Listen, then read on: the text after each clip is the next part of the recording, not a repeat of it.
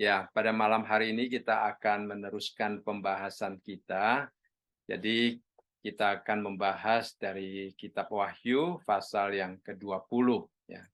Kita sudah memasuki pasal yang ke-20 dari ayat yang ke-7 sampai ayat yang ke-10.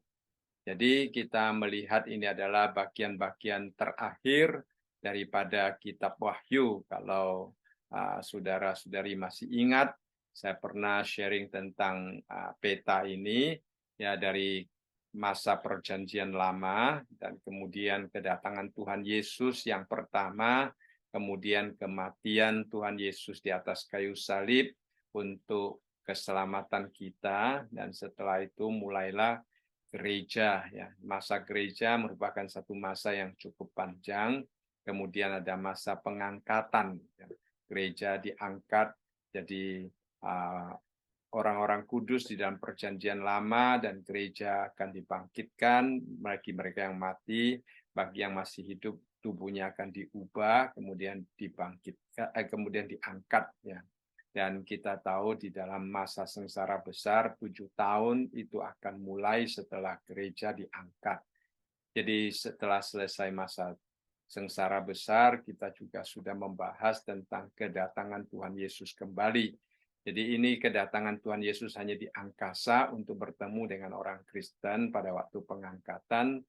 Pada waktu kedatangan Tuhan yang kedua ini, dia akan datang ke bumi untuk menghakimi, ya, untuk memerintah sebagai raja selama 1000 tahun. Ya, bayangan kita seringkali kita ucapkan kerajaan 1000 tahun, kelihatannya sangat singkat ya, padahal itu 1000 tahun, jadi cukup panjang. Ya. Jadi selama ini ya banyak orang yang akan melahirkan, banyak orang yang akan tetap hidup di dalam dunia ini. Bagi kita, kita sudah mengalami perubahan, jadi kita memiliki tubuh Kristus yang mulia. Lalu kemudian setelah masa 1000 tahun, yang akan kita bahas pada hari ini adalah iblis akan dilepaskan. Ya. Iblis akan dilepaskan, kemudian iblis akan mengadakan peperangan terhadap Tuhan, dan kemudian ada takhta putih yang besar. Ya. Lalu kemudian setelah takhta putih yang besar akan ada langit dan bumi akan dilenyapkan, yang lama akan dilenyapkan, yang baru akan diciptakan. Ya. Jadi kita melihat masih ada beberapa hal yang besar yang akan terjadi. Ya. Yang pertama kita sudah membahas tentang kerajaan 1000 tahun. Kemudian nantinya kita akan membahas tentang takhta putih yang besar, di mana Tuhan Yesus duduk sebagai hakim yang adil, menghakimi domba dan kambing. Ya. Semua akan mendapatkan akibat ataupun konsekuensinya sesuai dengan apa yang telah ditentukan oleh Tuhan.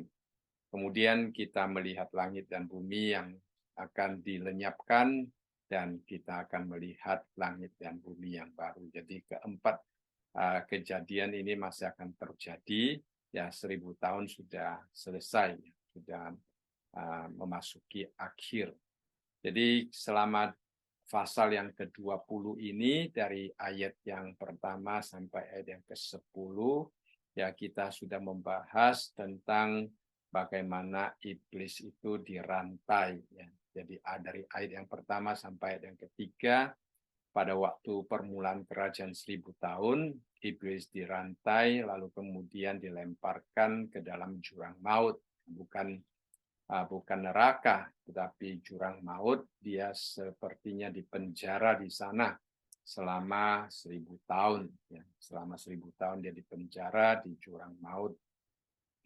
Kemudian bagian yang kedua yang sudah kita bahas juga, yaitu tentang bagaimana orang-orang kudus dibangkitkan, dan mereka akan memerintah bersama-sama dengan Kristus di dalam kerajaan 1000 tahun. Termasuk kita yang tadinya sudah dibangkitkan, sudah diangkat, kita akan datang bersama dengan Tuhan Yesus, juga akan memerintah di kerajaan 1000 tahun. Nah, setelah adanya kerajaan 1000 tahun yang begitu agung, begitu besar, begitu adil, begitu tenang. Lalu kita akan memasuki masa di mana iblis dilepaskan dan akan ada pemberontakan. Pemberontakan yang sangat luar biasa akan terjadi.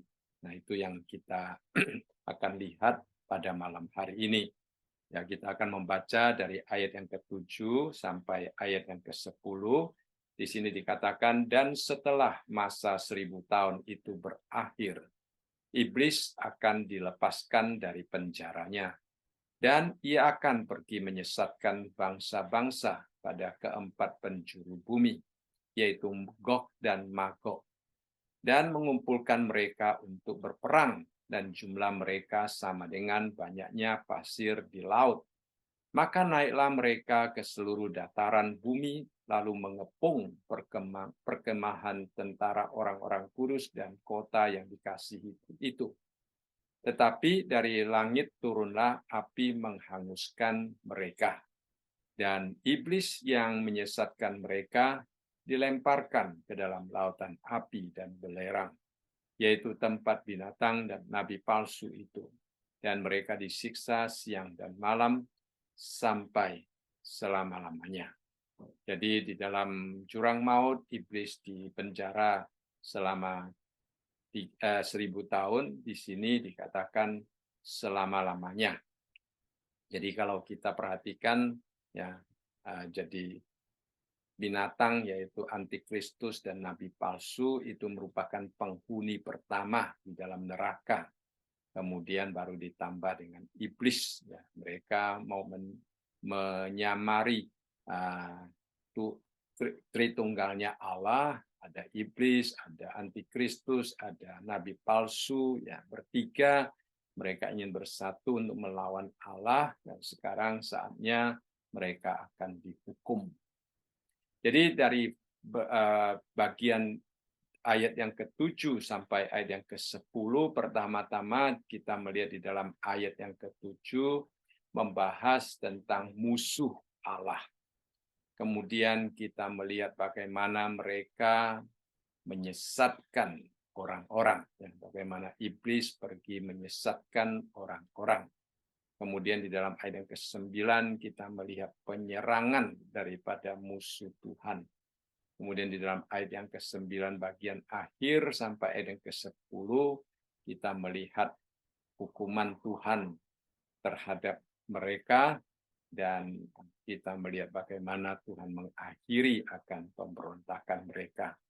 Jadi sekali lagi dari apa yang terjadi ini mengingatkan kita bahwa kuasa Allah itu adalah kuasa yang mutlak. Walaupun iblis diberikan sejenis kekuatan atau kekuasaan, tetapi kekuasaan dan kekuatan iblis itu sangat terbatas kalau dibandingkan dengan kuasa Allah. Jadi kita sebagai orang Kristen, walaupun hari ini mungkin iblis masih begitu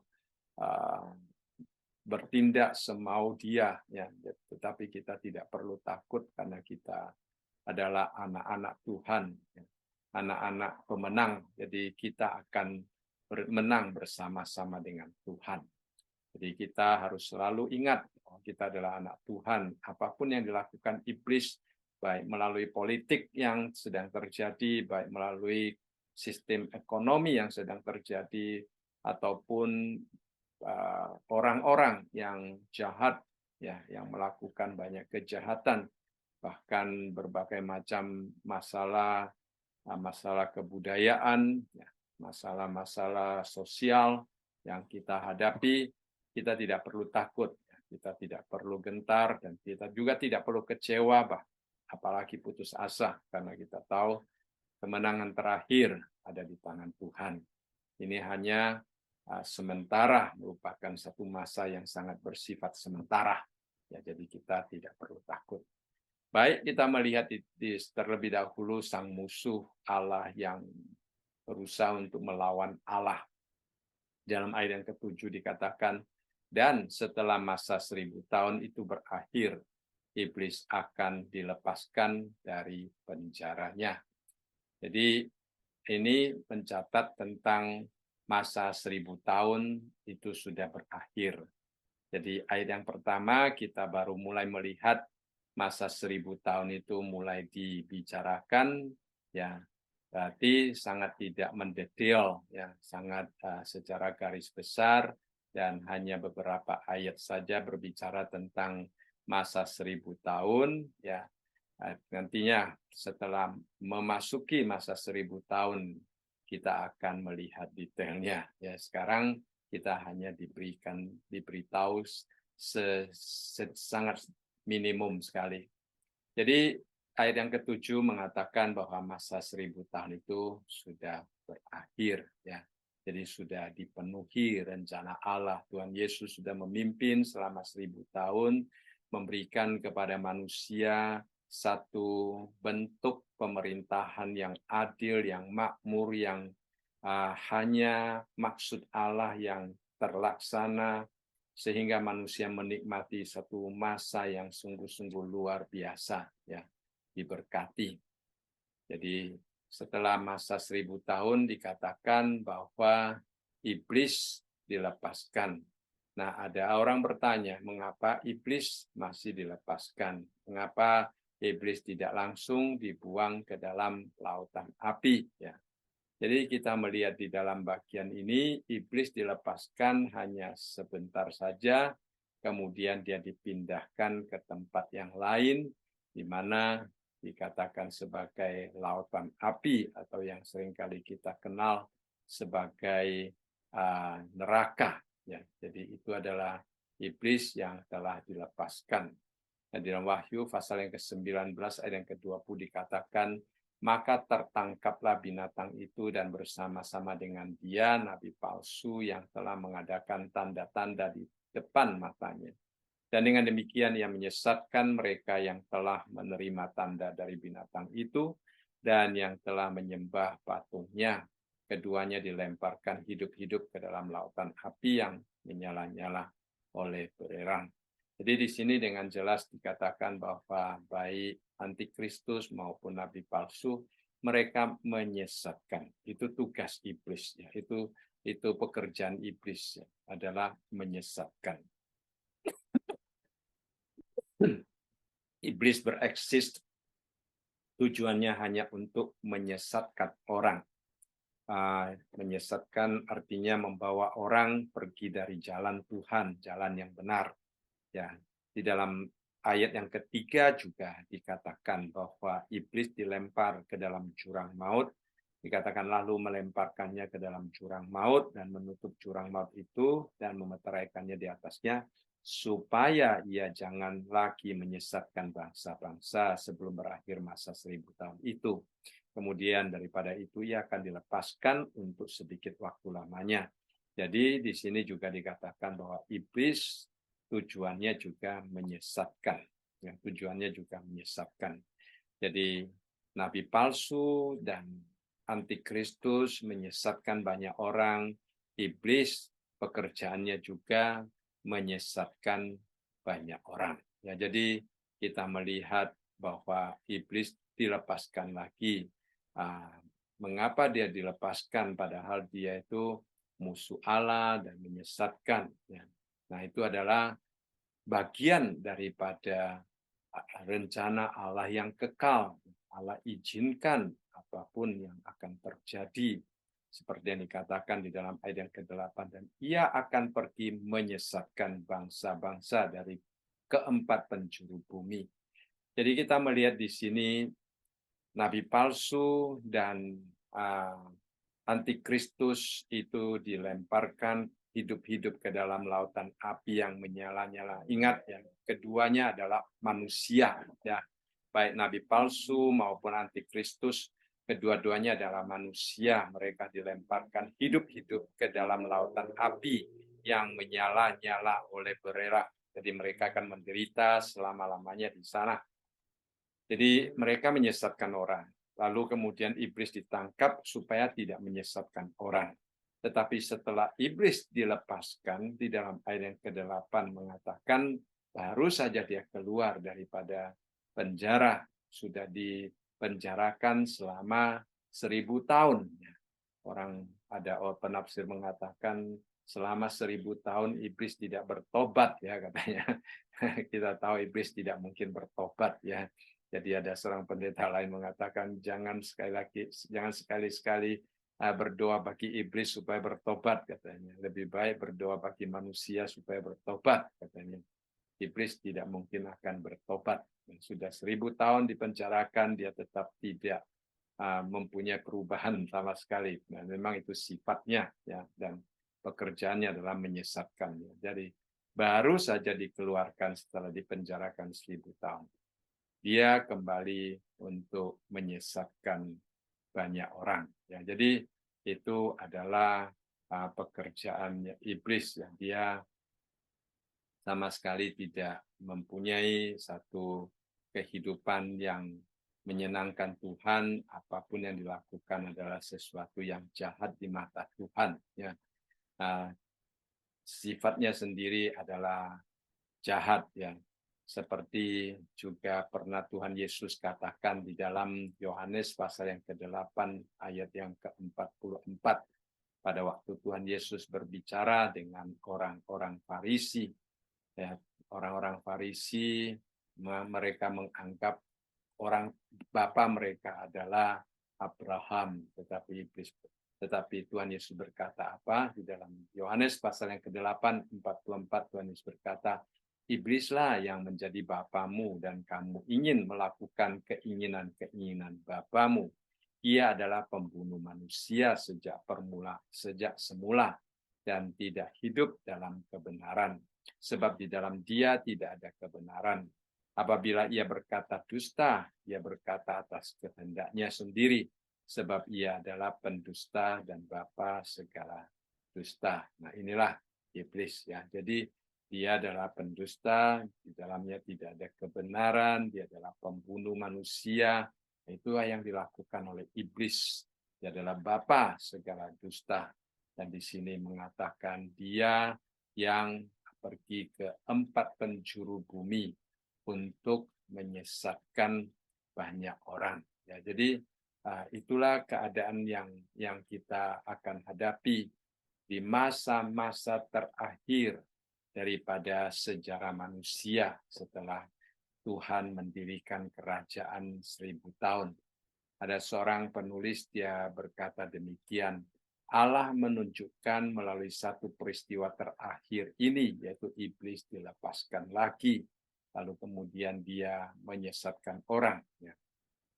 Jadi Allah ingin menunjukkan sesuatu dari apa yang terjadi, bahwa kondisi yang terbaik sekalipun adalah masalah manusia yang masih suka mengikuti tipuan-tipuan iblis. Jadi hati manusia yang sebenarnya merupakan masalah yang besar. Ya, jadi Tuhan mengizinkan iblis untuk dilepaskan lagi supaya menunjukkan bahwa kebobrokan iblis itu tidak ada perubahan, tidak mungkin dapat diubah lagi.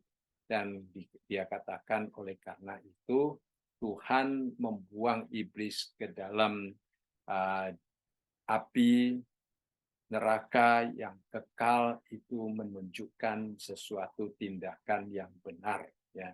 Jadi tidak ada orang yang bisa mengatakan bahwa Tuhan itu tidak adil. Ya, kan? Jadi mengapa Tuhan memenjarakan iblis selama 1000 tahun? Menurut penulis itu, ya itu untuk mengumumkan kepada dunia, ya Tuhan sudah memberikan iblis juga kesempatan. Padahal Tuhan juga tahu bahwa iblis tidak mungkin dapat bertobat, tetapi masih dikasih kesempatan 1000 tahun. Tetapi iblis itu meremehkan kesempatan Tuhan. Bahkan pada waktu keluar, dia sudah mulai menjalankan ya keinginannya dengan menipu dan menyesatkan dan berbohong terhadap semua orang, ya, terhadap semua orang. Lalu di dalam ayat Wahyu pasal yang ke-12 ayat yang ke-9 yang sudah pernah kita bahas, di situ dikatakan, dan naga besar itu si ular tua yang disebut iblis atau setan yang menyesatkan seluruh dunia, dilemparkan ke bawah, dia dilemparkan ke bumi bersama-sama dengan malaikat-malaikatnya. Jadi kita melihat satu tahap demi satu tahap Tuhan bertindak terhadap iblis, ya. Pertama-tama kita tahu iblis masih mempunyai kesempatan berada di surga. Sekarang juga demikian, ya. Pada waktu zaman Ayub juga demikian. Pada waktu iblis mau mencobai Ayub, kita membaca di dalam Ayub yang pertama, iblis datang meminta izin kepada Tuhan. Berarti iblis masih diizinkan untuk datang ke hadapan Tuhan. Nah, kemudian di dalam Wahyu pasal yang ke-12 kita sudah bahas bagaimana dia dilemparkan dari surga ke dalam dunia ini, ke bumi ini, sehingga dia bukan lagi menjadi penguasa angkasa, ya. Dia tidak lagi bisa datang ke depan Tuhan untuk menuduh umat Tuhan. Dia hanya dapat berinteraksi dan bereaksi dan melakukan segala aksinya di dalam bumi ini, di dalam dunia ini. Dia tidak mempunyai kuasa untuk ke surga lagi. Jadi dia sudah dilemparkan ke bumi, dan ayat yang kita baca tadi menunjukkan kepada kita bahwa dia kemudian dilemparkan ke dalam neraka. Kita melihat di sini dikatakan dia menyesatkan seluruh dunia. Perhatikan sifat kata sifat seluruh yang berada di depan dunia itu menunjukkan kepada kita tentang suatu kesatuan dunia yang telah ditipu, ya, seluruh, ya. Dan kita melihat di dalam ayat yang ke-8 tadi juga mengatakan dia menyesatkan bangsa-bangsa pada keempat penjuru bumi. Ya, memang kadang-kadang ada orang yang ingin mencoba untuk berargumentasi tentang istilah keempat penjuru bumi. Ya. Kita akan membahas lebih detail, ya, sedikit aja. Ya. Jadi kita melihat di sini pertama-tama dikatakan iblis adalah penipu, dan di dalam bagian yang terakhir ini merupakan penipuannya yang terbesar. Dia ingin menyesatkan begitu banyak orang, ya. Jadi iblis kelihatannya, ya, walaupun pada waktu itu orang sudah melewati masa 1000 tahun kerajaan Kristus, ya, masa-masa keemasan boleh dikatakan, karena kerajaan yang dipimpin oleh Tuhan Yesus tentunya kerajaan yang begitu indah, begitu makmur, begitu menyenangkan, ya.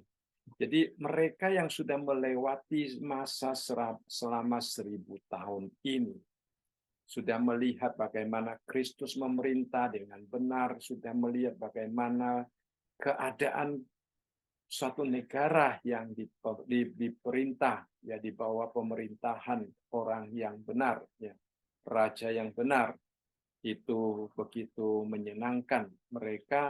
Mata mereka masih banyak yang bisa ditutupi oleh iblis, dikelabui dan ditipu oleh iblis, sehingga mereka masih mau mengikuti akan ajakan iblis untuk melawan Tuhan. Itu sesuatu yang sangat menyedihkan, tetapi juga suatu fakta menunjukkan bahwa hati manusia memang cenderung kepada kejahatan.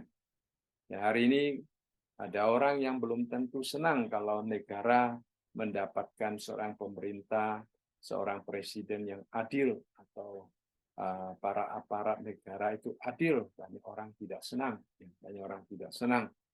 Saya ingat dulu pernah ada satu diskusi, ya, kita di waktu saya masih sekolah di Singapura, ada satu pertanyaan, apa yang tidak kamu sukai kalau tinggal di Singapura? Ada salah satu orang menjawab, katanya segala sesuatu harus antri, katanya, tidak bisa menyelot ke dalam, ya. Jadi segala sesuatu antri bagi kita itu adalah sesuatu yang bagus, ya, tapi bagi orang tersebut itu adalah sesuatu yang mengganggu dia, sesuatu yang tidak disukai karena dia suka main ke depan aja gitu ya. Jadi itulah manusia ya.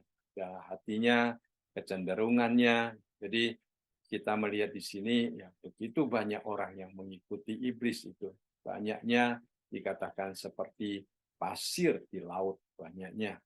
Jadi walaupun begitu banyak orang sudah melewati masa kerajaan 1000 tahun menyaksikan betapa indahnya pemerintahan yang dipimpin oleh Tuhan, tapi mata mereka masih dibutakan oleh iblis. Karena apa?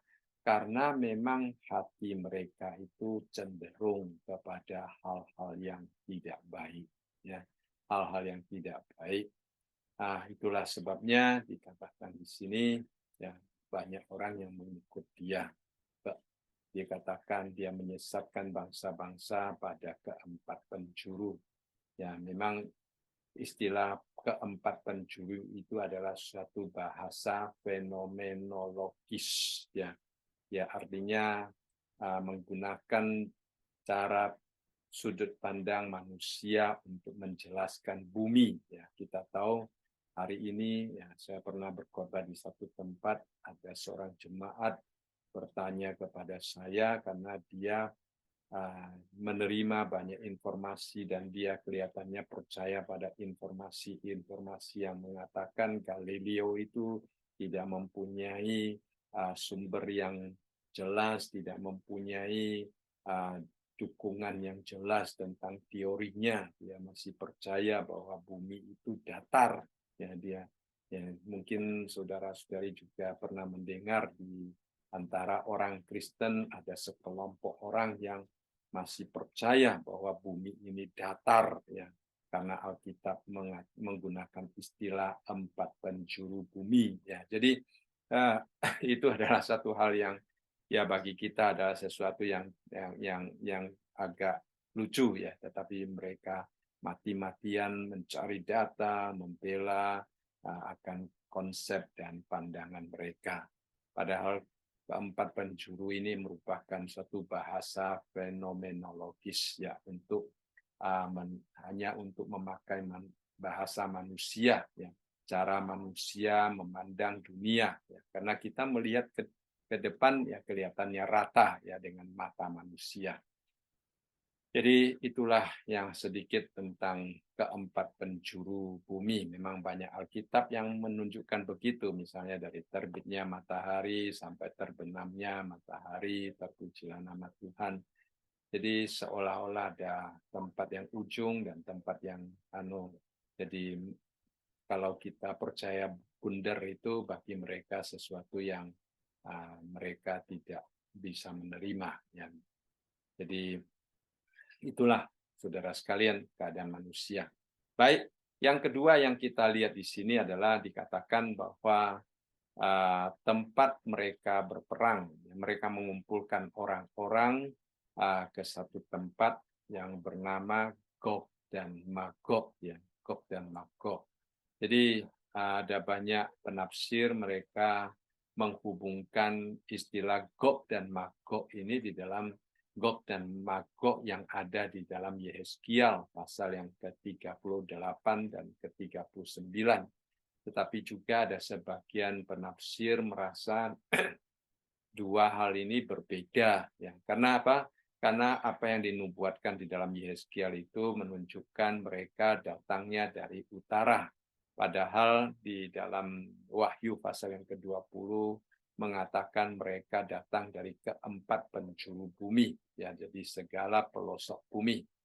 Dan juga di dalam Yehezkiel pasal yang ke-39 secara khusus menyebutkan tentang Tubal, Mesak, Persia dan sebagainya, tapi di sini tidak menyebutkan siapa-siapa, ya. Nah, jadi kita tidak melihat itu adalah dua kejadian yang sama. Kejadian yang sama, kita percaya ini merupakan dua kejadian yang berbeda. Karena di dalam Yehezkiel menunjukkan Gog dan Magog itu terjadi di kerajaan 1000 tahun. Padahal apa yang ditulis di sini adalah setelah kerajaan 1000 tahun selesai. Ya. Nah, di dalam pasal 19 kita ada melihat peperangan di Gog dan Magog. Ya, jadi memang di sini mengapa menggunakan istilah Gog dan Magog tidak terlalu jelas, tidak terlalu jelas. Ada seorang penulis berkata demikian, bagaimana mungkin Gog dan Magog mengacu pada pertempuran yang ditulis di dalam Wahyu 19 ya, sebelum masa 1000 tahun, kerajaan 1000 tahun, dan pertempuran yang di sini adalah setelah selesainya masa 1000 tahun. Mungkin tempatnya sama, tetapi peperangannya ya berbeda. Ya. Jadi pasal yang ke-19 itu terjadi sebelum masa 1000 tahun. Peperangan Gog dan Magog ya, yang ada di dalam pasal yang ke-20 ini terjadi setelah masa 1000 tahun. Jadi sebelum iblis dipenjarakan, dia pernah memimpin orang untuk memerangi Kristus di Gog dan Magog. Dan sekarang dia memimpin orang lagi datang untuk melawan Tuhan. Ada orang mengatakan Gog dan Magog itu hanya untuk mengingat bagaimana iblis menyerang Tuhan Yesus. Tetapi ya, saya pribadi, saya percaya dua peperangan itu merupakan dua hal yang berbeda, dan memang mungkin iblis mengumpulkan orang di tempat yang sama. Ya, jadi kita tidak tahu apakah tempat itu dihancurkan Tuhan pada waktu pasal yang ke-19 ya, lalu dibangun kembali, ataupun tidak dibangun kembali, tetapi tempat itu tetap dipakai untuk berperang. Ya. Jadi kita tidak tahu. Cuma kita percaya bahwa Gog dan Magog yang pertama, pasal 19 itu lebih berhubungan dengan Yeskiel, pasal yang ke-38 dan 39. Gog dan Magog yang ada di pasal 20 ini adalah suatu kisah, suatu event yang berbeda dengan pasal yang ke-19. Ya, itu aja yang dapat kita lihat di sini.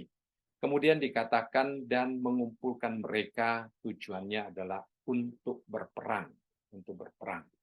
Jadi itulah sifat iblis ya. Tadi kita katakan iblis sifatnya menyesatkan orang, iblis sifatnya membunuh orang, iblis sifatnya menipu orang.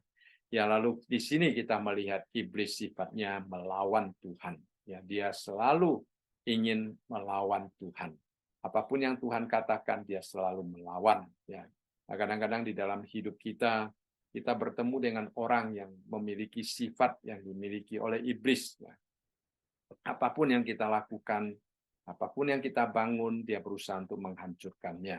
Dia berusaha untuk merusakkannya. Ya, kita mati-matian membangun, dia berusaha untuk menghancurkannya. Itu ada. Ya, kita kadang-kadang berhadapan dengan orang-orang seperti begitu. Ya, memang kadang-kadang kita tidak berdaya menghadapinya, tetapi itulah kenyataan hidup. Baik, jadi kita melihat di sini masa 1000 tahun adalah masa yang penuh dengan damai, dipimpin oleh Raja Damai, ya, satu masa kerajaan yang indah. Tetapi sekarang setelah iblis dilepaskan, damai itu kelihatannya hilang, ya. Yang tinggal adalah peperangan, mulai berperang, dikatakan di sini. Dan seperti saya katakan, begitu banyak orang yang masih mau ditipu oleh iblis, ya. Itu satu hal yang kadang-kadang tidak habis pikir. Mereka sudah dengan mata mereka sendiri menyaksikan akan begitu indahnya, ya, begitu indahnya kerajaan yang dipimpin oleh Tuhan. Tetapi mereka tetap menentang Tuhan. Banyaknya seperti pasir di laut, tidak sedikit, ya, banyak, sampai seperti pasir di laut, tidak terhitung banyaknya. Jadi itulah keadaan manusia ya, kalau kita terapkan di dalam kehidupan pemerintahan, ada presiden yang bagus, ya, presiden yang bagus, yang dapat memperbaiki banyak hal di dalam pemerintahan, di dalam kehidupan masyarakat. Ya, lalu negaranya dibangun dengan luar biasa. Presiden itu sangat bagus. Bukan hanya rakyatnya merasa dia bagus, bahkan diakui dunia bahwa dia bagus. tetapi di dalamnya tetap ada orang-orang yang menentang dia, ingin menyingkirkan dia. Jadi kita melihat di sini, walaupun ada presiden yang bagus, tetapi tetap ada orang yang tidak menyukai, ingin menyingkirkan. Mereka malah kadang-kadang memilih seperti pemerintahan yang mungkin tidak mengarah ke hal yang baik. Nah, masalahnya di mana? Mengapa hal itu bisa terjadi? Ya, sehingga ada orang secara khusus menyelidiki hal ini dan menyimpulkan itu adalah masalah hati manusia. Masalah hati manusia, karena hati manusia cenderung kepada hal yang tidak baik. Jadi kalau seandainya itu adalah masalah hati manusia, maka apa yang dapat kita simpulkan adalah di masa kerajaan 1000 tahun itu ada orang-orang kudus, juga ada orang-orang yang belum dikuduskan. Nah, orang-orang yang belum dikuduskan itu kita tahu bahwa mereka adalah sekelompok orang yang masih hidup setelah masa sengsara besar.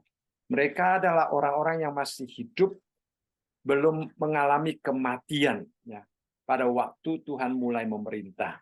Dan orang-orang pada waktu itu umurnya panjang-panjang. Ya, kalau kita membaca dikatakan 100 tahun itu masih seperti anak-anak. Ya. Jadi umurnya karena Tuhan mengembalikan akan keadaan bumi, keadaan sistem kehidupan pada waktu mungkin ya, ada sebagian orang mengatakan masa-masanya di Taman Eden ataupun masa-masa dulu, sehingga umur manusia panjang-panjang, umur manusia panjang-panjang.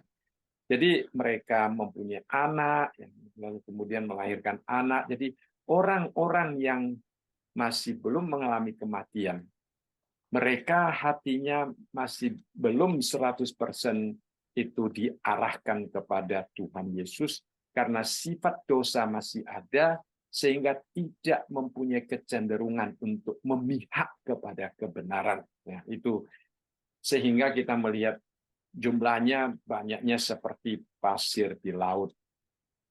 Jadi sedikit bayangan, ya saya membayangkan begini.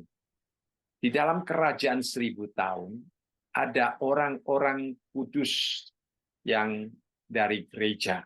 Ya, jadi kita tahu bahwa gereja diangkat, jadi orang-orang yang diangkat itu tubuhnya sudah diubah seperti tubuh kebangkitan Tuhan. Jadi ada orang-orang yang sudah memiliki tubuh kebangkitan Tuhan. Nah, orang-orang yang demikian hatinya sudah dikuduskan. Tidak mungkin lagi mengikuti iblis. Tidak mungkin lagi mendukung iblis untuk melawan Tuhan. Ya. Jadi ada orang yang sudah dikuduskan, sudah memiliki tubuh Kristus. Ada juga orang yang masih memiliki tubuh sementara ini. Ya, karena belum mengalami kematian, belum mengalami kebangkitan. Jadi ada orang yang mempunyai tubuh mulia, ada orang yang mempunyai tubuh biasa, tetapi bisa tinggal bersama-sama. Nah, pada waktu saya memikirkan hal ini, saya bayangkan apakah mereka dapat membedakan, apakah mereka berbeda, ya. Nah, lalu ini hanya bayangan saya, ya.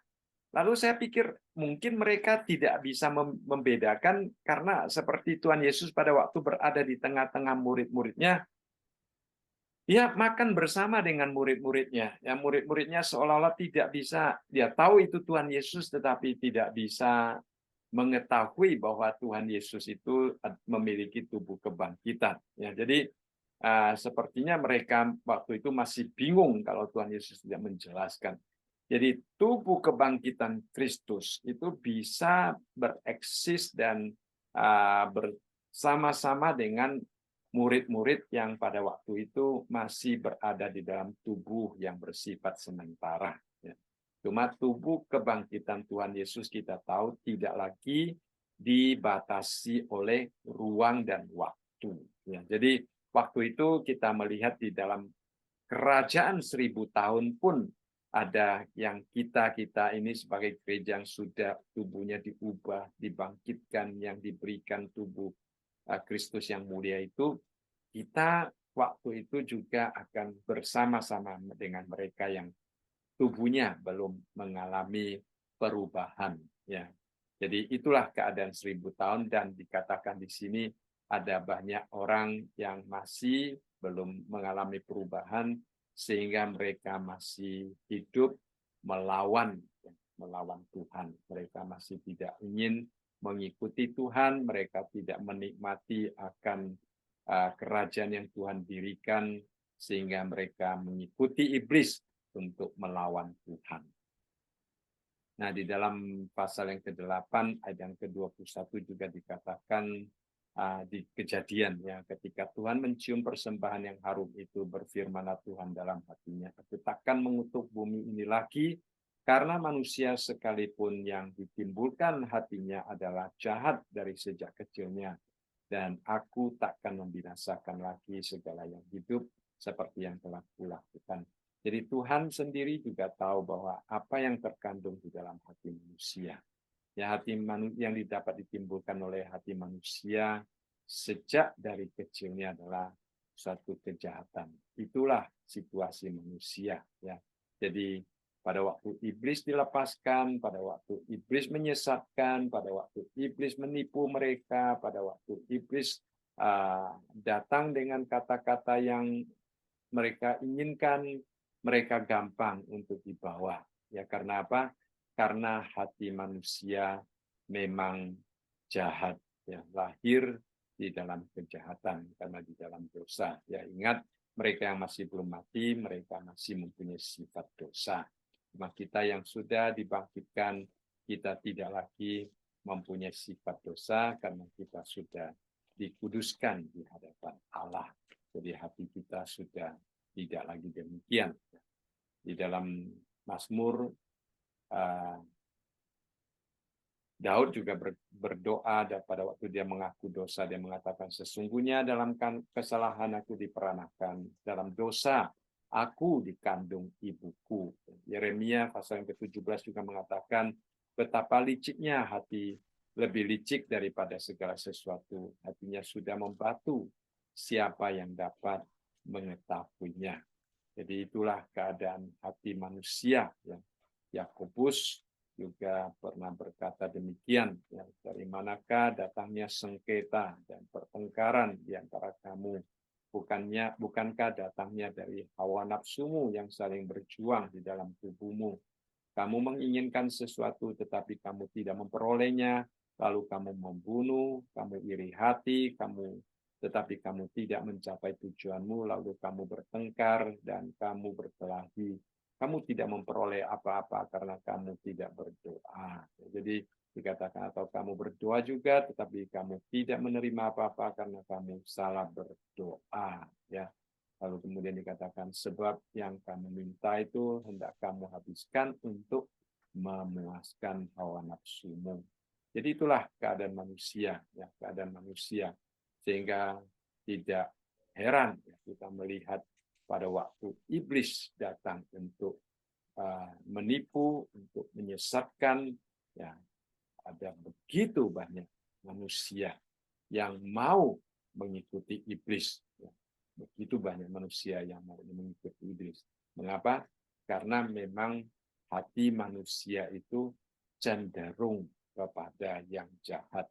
Karena apa yang dikandung di dalam hati manusia itu memang sangat jahat. Ya, jadi itulah keadaan manusia. Untuk memperbaiki kejahatan itu Tuhan Yesus rela mati di atas kayu salib.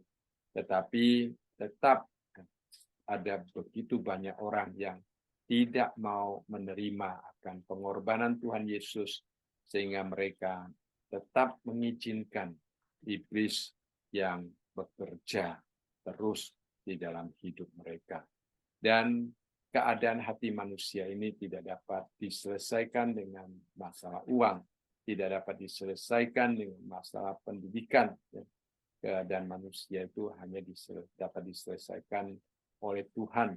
Tetapi sayangnya manusia tidak mau percaya kepada Tuhan yang merupakan satu-satunya jalan untuk menyelesaikan masalah manusia.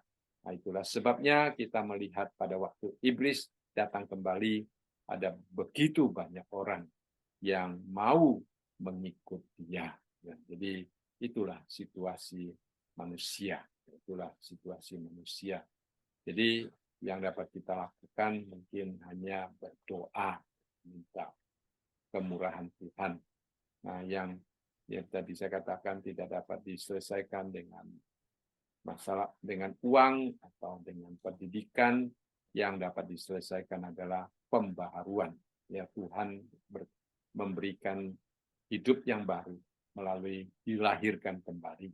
Itulah yang dapat dilakukan oleh Tuhan. Kalau seseorang belum percaya kepada Tuhan, belum dilahirkan kembali, maka sifat dosa itu akan tetap berada di dalam diri orang tersebut. Nah, kalau sifat dosa masih berada di dalam diri orang tersebut, maka sangat gampang bagi iblis untuk menyesatkan dan membawa orang tersebut ke jalan yang bertentangan dengan Tuhan. Ya.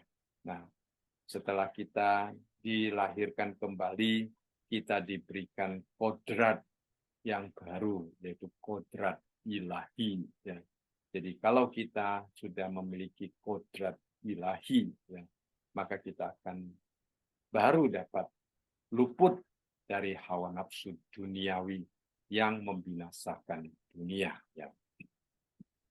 Jadi kita melihat inilah janji-janji yang Tuhan berikan kepada setiap kita, dan juga cara Tuhan untuk membawa kita keluar daripada hati yang jahat itu. Ya, kalau kita sungguh-sungguh dilahirkan kembali, iblis tidak mempunyai kekuatan lagi untuk menggoda kita.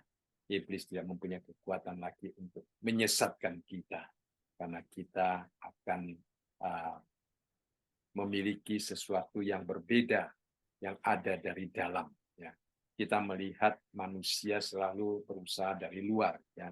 Psikologi, psikolog, ya, psikiater, mereka mungkin ingin mengubah seseorang, tetapi mungkin hanya mengubah bagian luarnya.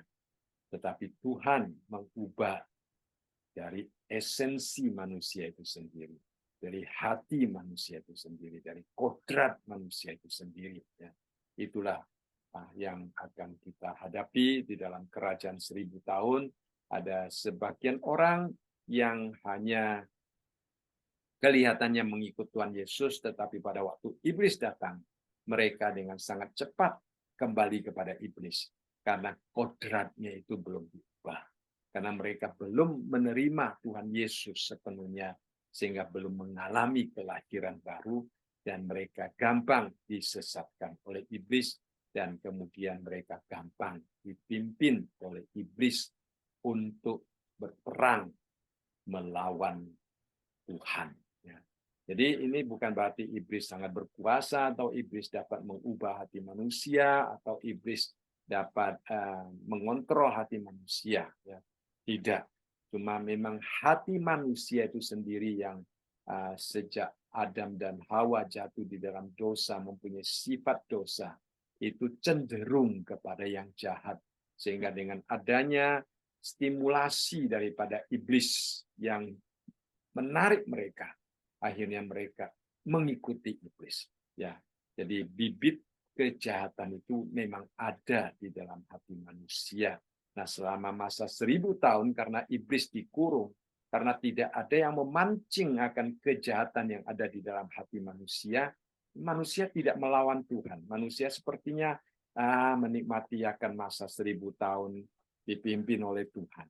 Tetapi pada waktu ada pancingan dari luar, yaitu iblis, pada waktu dia dilepaskan, maka di situ kita melihat bahwa manusia begitu cepat langsung ya mengikuti iblis, dan kemudian melakukan apa yang iblis rencanakan.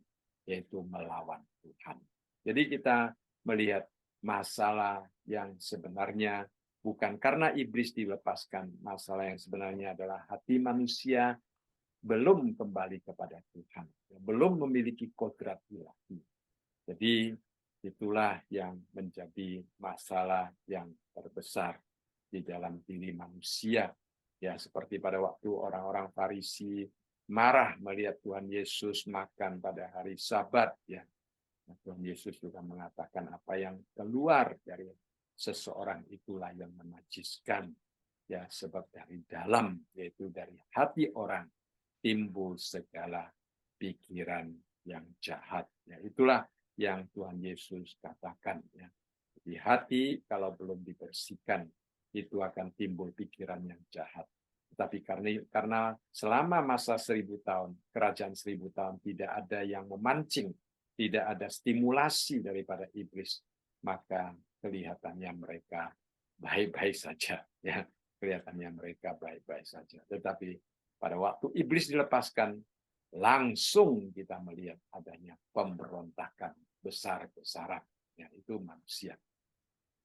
Lalu kemudian kita melihat di dalam ayat yang ke-9, dikatakan, maka naiklah mereka ke seluruh dataran bumi, lalu mengepung perkemahan tentara orang-orang kudus dan kota yang dikasihi itu. Tetapi dari langit turunlah api menghanguskan mereka. Ya, jadi setelah iblis datang, kemudian iblis memancing mereka, lalu begitu banyak orang, ya, seperti pasir di laut, mereka itu mengikut iblis, mengikuti pimpinan iblis, lalu mereka bersama-sama menyerang perkemahan tentara orang-orang kudus dan kota yang dikasihi itu. Nah, kota yang dikasihi itu kota apa? Yang banyak penafsir percaya, walaupun Alkitab tidak mengatakan, banyak penafsir percaya bahwa itu adalah kota Yerusalem. Karena dari perjanjian lama kita juga melihat bahwa orang Israel akan diberikan kesempatan untuk menjadi pemimpin juga. Jadi iblis tidak suka kepada orang Yahudi, iblis juga tidak suka pada kota Yerusalem yang dipakai sebagai tempat markasnya orang-orang kudus, pengikut-pengikut Kristus, ya, seperti janji Tuhan kepada orang Israel di dalam Ulangan pasal yang ke-28 ayat yang ke-13. Tuhan akan mengangkat engkau menjadi kepala dan bukan menjadi ekor. Engkau akan tetap naik dan bukan turun apabila engkau mendengarkan perintah Tuhan Allahmu yang ku sampaikan pada hari ini. Kau lakukan dengan setia. Nah, memang sepanjang sejarah kita melihat orang Israel sangat diberkati. Cuma sayang mereka karena tidak mau taat dan setia kepada firman Tuhan. Ya, mereka belum mengalami apa yang Tuhan janjikan. Nanti di dalam kerajaan 1000 tahun mereka akan kembali menjadi pemimpin, ya, yang dipercayakan oleh Tuhan. Dan pada waktu itu iblis juga akan sangat membenci mereka. Mereka pada akhirnya menjadi sasaran, ya, daripada serangan iblis. Ya. Jadi mereka menjadi sasaran daripada pasukan-pasukan yang bersama-sama dengan iblis menyerang Tuhan, menyerang orang-orang kudus yang bersama-sama dengan Tuhan memerintah sebagai raja di dalam kerajaan 1000 tahun. Jadi dikatakan di dalam ayat tadi, ya, kota yang dikasihi itu banyak yang percaya bahwa itu adalah kota Yerusalem. Lalu kita melihat, ya, memang orang-orang kudus tidak melakukan perlawanan. Mereka dikepung, mereka diserang, tetapi karena mereka adalah orang-orang kudus, ya, mereka tidak melawan. Tuhan yang bertindak. Jadi sekali lagi kita melihat ini adalah satu prinsip yang penting. Ya. Kita tidak perlu melawan, kita tidak perlu membela diri, kita hanya perlu menyerahkan semuanya kepada Tuhan. Seperti Tuhan Yesus mengatakan, penghakiman adalah hak Tuhan. Ya, kita serahkan hak menghakimi itu kepada Tuhan.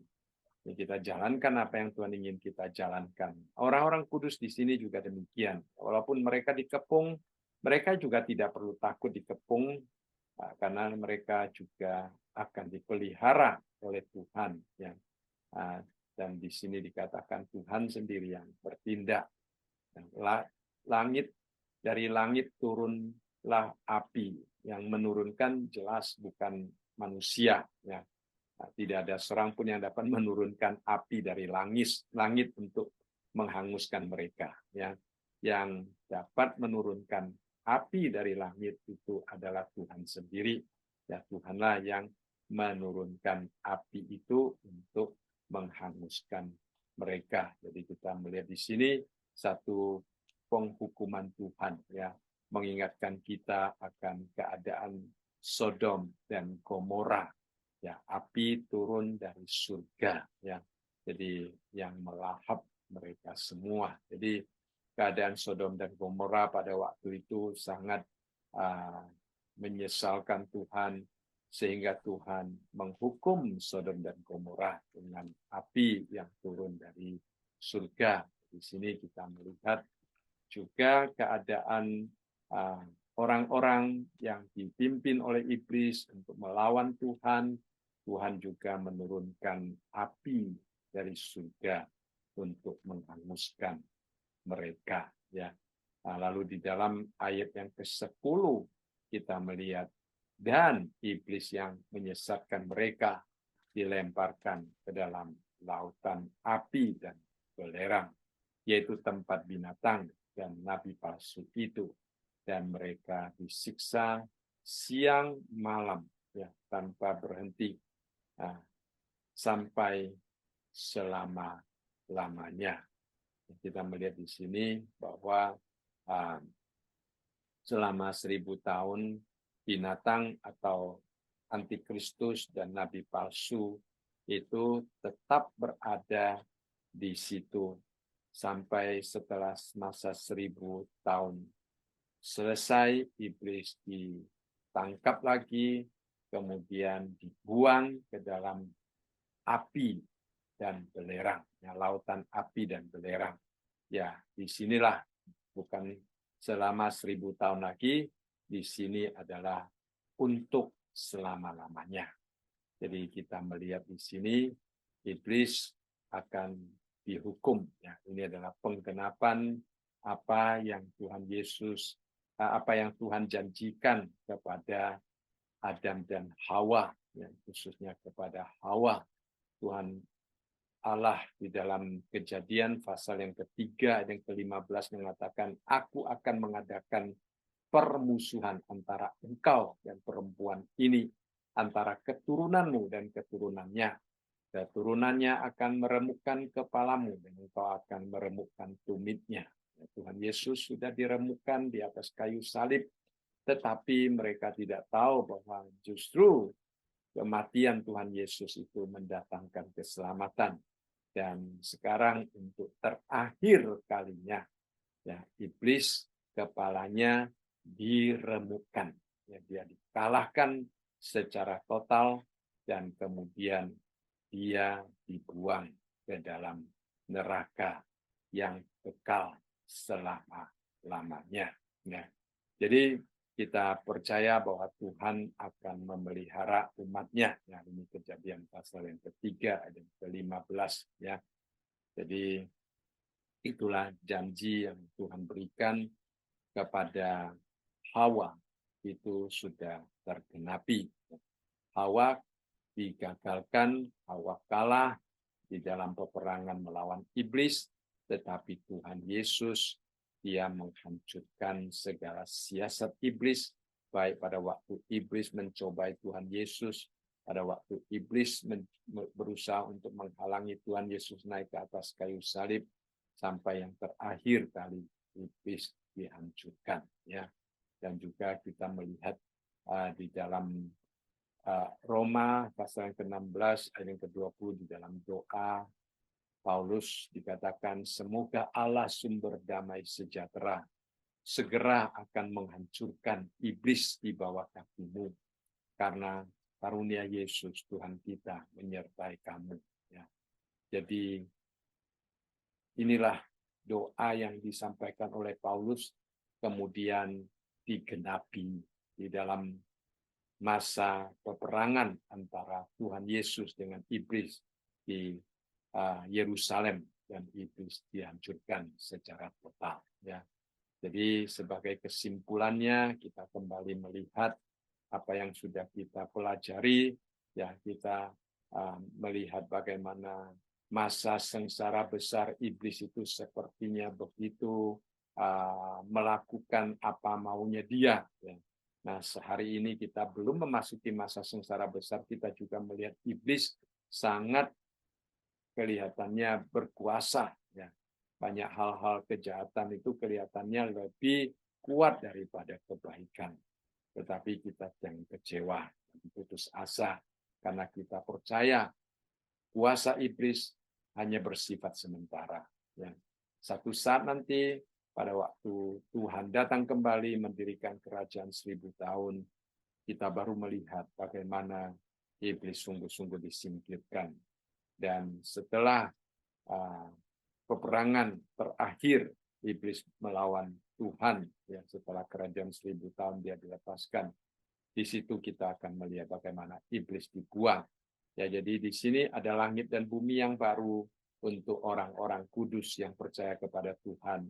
Ada juga lautan api dan belerang yang untuk orang-orang yang tidak mengenal Tuhan. Ya, jadi kita bersyukur kita tidak akan dibuang ke dalam api, lautan api dan belerang, karena bukan karena usaha kita, bukan karena kebaikan kita, bukan karena kelebihan kita, tetapi karena pengorbanan Tuhan Yesus di atas kayu salib yang memindahkan kita. Tadinya kita seharusnya masuk juga ke dalam lautan api dan belerang ini.